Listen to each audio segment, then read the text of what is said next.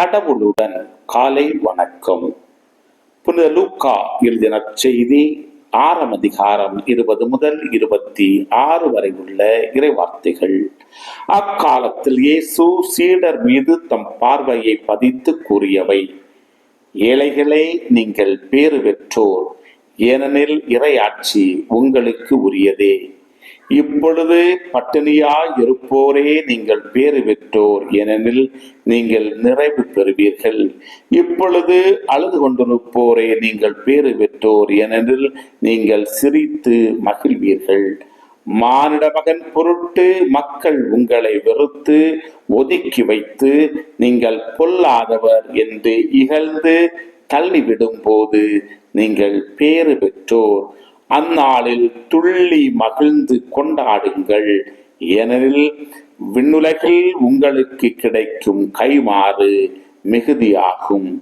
அவர்களுடைய மூதாதையரும் இறைவாக்கினருக்கு இவ்வாறே செய்து வந்தனர்.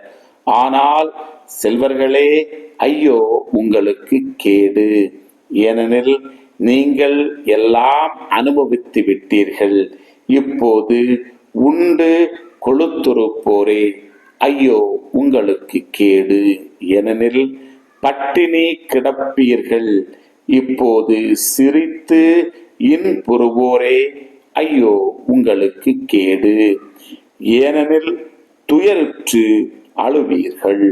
மக்கள் எல்லோரும் உங்களை புகழ்ந்து பேசும் போது ஐயோ உங்களுக்கு கேடு, ஏனெனில் அவர்களின் மூதாதையரும் போலி இறைவாக்கினருக்கு இவ்வாறே செய்தார்கள்.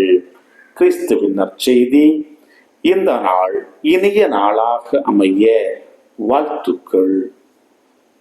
பல பல பல புதுமைகள், பெருமைகள், இனிமைகள் இறங்கிய நல்ல நாள், ஒரு நல்ல நாள், நம் தேவன் தந்த நாள். இது நல்ல நாள், ஒரு நல்ல நாள், நம் தேவன்